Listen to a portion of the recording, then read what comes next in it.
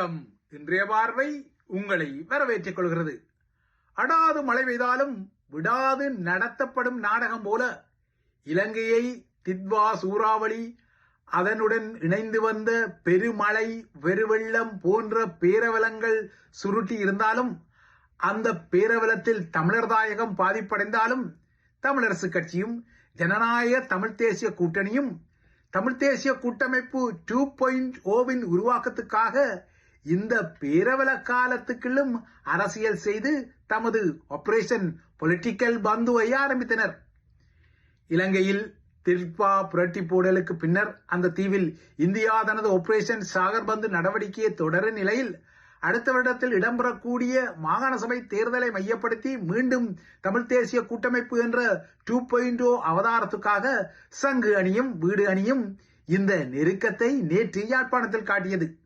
இந்த நெருக்கத்துக்கு ஆதாரமாக முன்னரெல்லாம் கடுமையாக விமர்சனங்களை மாறி மாறி தொடுத்து கொண்ட சுமந்திரனும் சுரேஷ் பிரேமச்சந்திரனும் நேற்று அருகருகில் நெருங்கி நின்று யாழ் ஊடகர்களுக்கு கொடுத்த காட்சி அரசியலில் நிரந்தர நண்பர்களும் இல்லை, நிரந்தர எதிரிகளும் இல்லை என்பதை பளிச்சிட வைத்தது. இந்த மழைக்கால இருட்டுக்கு மத்தியிலும் பளிச்சிட வைத்தது. இவ்வாறான அரசியலில் நிரந்தர நண்பர்களும் இல்லை, நிரந்தர எதிரிகளும் இல்லை என்ற விடயம் வடக்கில் மட்டுமல்ல தெற்கிலும் தெரிகின்றது. அந்த வகையில் இந்தியாவின் ஆபரேஷன் சாகர் பந்துவின் ஆதாயங்கள் தமது அரசாங்கத்துக்கு எட்டிய பின்னர் தனது வாழ்நாளில் அதிக நாட்களில் இந்திய எதிர்ப்பையே முன்னிலையாக கொண்டிருந்த ஜேவிபியின் தற்போதைய பொதுச் செயலாளரான டில்வின் சில்வா இப்போது தனது சுருதியை மாற்றி தனது 71வது வயதில் இந்தியா குறித்த ஒரு ஞானோதயத்தை வெளிப்படுத்துகின்றார். அந்த வகையில் தானும் தனது ஜேவிபி சகாக்களும் இனிமேல் இந்தியாவுக்கு எதிரானவர்கள் அல்ல என்பது டில்வின் சில்வாவின் லண்டன் பயணத்தின் பின்னரான ஞானோதயம். குறிப்பாக இந்தியாவின் ஆபரேஷன் சாகர் பந்துவின் பின்னால் இந்த ஞானோதயம் சற்று தூக்கலாகவே வந்திருக்கின்றது. வடக்கு அரசியலில் கஜேந்திரன்களின் மிதிவண்டி அணியுடன் சங்கு அணியும் உள்ளூராட்சிக்காக ஒரு டீல் போட்ட நிலையில் அந்த டீல் 4 மாதங்களுக்கு இடையில் டமாலாகி அந்தோ பரிதாபமாக காட்சியளித்த விடயம் நீங்கள் அறிந்த விடயம். தாம் முன்னர் ஒரு காலத்தில் துரோகிகள், இந்திய கைக்கூலிகள், அடிவரடிகள் என குறிப்பிட்ட சில முகங்கள் உள்ளடங்கியிருந்த சங்கு அணியை உள்ளூராட்சி நிர்வாகங்களுக்காக தமிழ் தேசிய மக்கள் முன்னணி ஆகிய கஜேந்திரன்களின் அணி டீலுக்குள் உள்ளடக்கி அவர்களை ஒரு வகையில் புனிதப்படுத்தியிருந்தது. இப்போது அதே புனிதப்படுத்தலை பெற்ற சங்கு அணி வீட்டுடன் நெருங்கிக் கொள்வதை சைக்கிள் அணி கண்ணார கண்டுகொள்கிறது.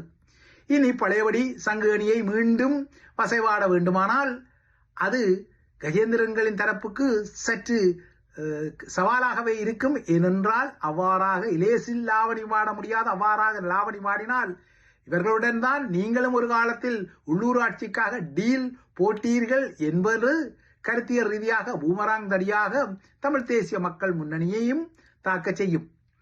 தமிழர் தாயகத்தை பொறுத்தவரை இனிவரும் நாட்களில் தித்வா சூறாவளிக்கு பின்னரான தாக்கங்கள் அதனையும் கடுமையாக தீண்டப் போவது நிதர்சனமாக தெரிகிறது.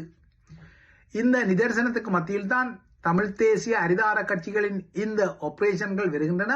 ஆனால் இந்த ஆபரேஷன்களால் மக்களுக்கு எவ்வளவு பலன்கள் கிட்டிக்கொள்ளும் என்பதும் ஒரு வினாவாகவே உள்ளது. இலங்கை தீவை பொறுத்தவரை ஏதோதோ கனவுகளுடன் வாராது வந்த மாமணியாக கொழும்பு அதிகார மையத்தின் பெரும் கட்சிகளை முதல் முறையாக ஊடறுத்து ஆட்சியை பிடித்த ஜேவிபி மேற்பார்த்த அனுரகுமார் திசாநாயக்காவின் தேசிய மக்கள் சக்திக்கு தித்வா ஒரு எதிர்பாராத பெரும் அடியை வழங்கியுள்ளதால் இனிமேல் அரசு தலைவர் செயலகத்தில் இருந்து வலிமையான அரசு தலைவர்கள் போல உத்தரவுகளை மட்டும் பிறப்பித்து காரியம் சாதிக்க முடியாது என்பதால் ஏகேடிஆர் ஆகிய அனுரகுமார் திசாநாயக்கா தற்போது களத்தில் தீவிரமாக இறங்கியிருக்கின்றார். அந்த களமிறக்கத்துக்கு ஆதாரமாக கடந்த 2 நாட்களும் கண்டி, மாத்தளை, அனுராதபுரம், ரத்னபுரி, குருநாகல் என அனுரகுமார் திசாநாயக்கா ஓடோடி சந்திப்புகளையும் அவசரகால கூட்டங்களையும் நடத்தியிருக்கின்றார். மறுசீரமைப்பு பணிகள் மற்றும் நிவாரண திட்டங்களுக்காக இயன்றவரை அவர் தனது கையில் உள்ள சாட்டையை அதிகாரிகளை நோக்கி வெண்போகாக சுழற்றி மக்களுக்காக பணியாற்றுங்கள் என்ற நிச்சயமான கோரிக்கையை முன்வைத்திருக்கின்றார். ஸ்ரீலங்காவின் அரசு தலைவர்களின் வரலாற்றில் 2 நாட்களுக்கு இடையில் இப்படி நாட்டின் பல நகரங்களுக்கு சென்று களப்பணி கூட்டங்களை நடத்திய ஒரு தலையாரியாக அனுரகுமார திசாநாயக்கா பதிவாகி இருப்பதை அவரது அரசியல் எதிர்ப்பாளர்களும் வேறு வழியின்றி ஒப்புக்கொள்ளத்தான் வேண்டும். இப்போதைய நிலையில் இலங்கையின் விவசாயத்துறை கடுமையாக அடி வாங்கியிருக்கிறது. நாடளாவிய ரீதியில் 6 லட்சம் ஹெக்டேரில் மேற்கொள்ளப்பட்ட பயிற்சிகளில் ஏறக்குறைய 2 லட்சம் ஹெக்டேர்களுக்கும் அதிகமான பயிற்சியை வெள்ளத்தில் மூழ்கி நாசமடைந்து விட்டது. நாட்டின் 22% நெற்செய் பயிற்சியையும் சோளச்செய்கையும் போய்விட்டது. காய்கறி செய்கை பயிர்களை என பார்த்தால் மிளகாய், வெங்காயம் உட்பட நாட்டின் 41% காய்கறி செய்கை இந்த வெள்ளத்தில் அளிக்கப்பட்டுள்ளது. இதற்கும் அப்பால் உள்ளக கட்டுமான பாதிப்புகளின் பட்டியலோ மிக பெரிது. வீதிகளின் சேதங்கள், பாலங்களின் சேதங்கள், தொடருந்து தடங்களின் சேதங்கள், மின்சார மற்றும் தொலைத்தொடர்பு வலையமைப்புகளில் ஏற்பட்ட சேதங்கள் என இவற்றை அடுக்கிக் கொண்டே செய்யலாம். இலங்கை தீவில் ஏற்பட்ட கடுமையான பாதிப்புகள் இப்போது அனைத்துலக அரங்கத்தையும் அசைப்பதால் அங்கிருந்தும் இலங்கையை நோக்கி அதிகமான நிவாரணங்கள் பறக்கத்தான் செய்கின்றன. அந்த வகையில் அண்மையில் ஸ்ரீலங்காவுடன் கமுக்கமாக ஒரு பாதுகாப்பு ஒப்பந்தத்தை போட்ட அமெரிக்காவும் தீவிரமாக தற்போது களமிறங்கியுள்ளது. அமெரிக்காவின் இந்த களமிறக்கத்தை நேற்று கட்டுநாயக்கா வான்படை தளத்தில் தரையிறங்கிய 2 C-130 ஏ ரக பெரிய ஹெர்குலிஸ் ரக சரக்கு விமானங்கள் ஆதாரப்படுத்தியுள்ளன.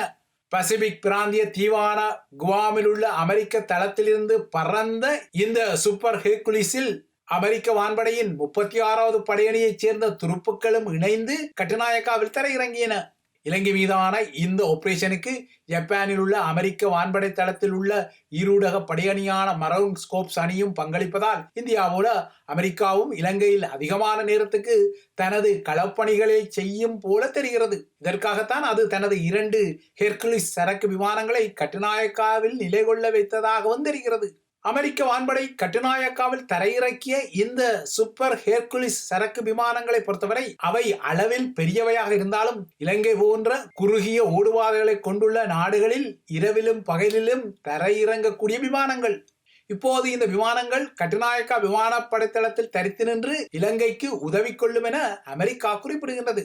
தொழில்நுட்ப ரீதியில் நோக்கினால் குவாம் தளத்தில் தரித்து நிற்க வேண்டிய இந்த அமெரிக்க வான்படை விமானங்களில் சில இனிமேல் கட்டுநாயக்கா வான்படை தளத்தில் தரித்து நிற்கக்கூடிய வகையில் தித்வா சூறாவளி வாஷிங்டனுக்கும் சில வாய்ப்புகளை திறந்து விட்டுள்ளது. ஆக மொத்தம் அமெரிக்கா இலங்கையில் போடும் இந்த சுழி படிப்படியாக நகர்ந்து இலங்கையில் ஒரு அமெரிக்க தளம் உருவாகி கொள்ளும் வகையில் வழிகளை போட்டால் அது அண்மையில் புட்டினுக்கு டெல்லியில் தடல்வுடலான வரவேற்பளித்து அனுப்பிய இந்திய பிரியனருக்கும் ஒரு மறைமுக செய்தியாகும்.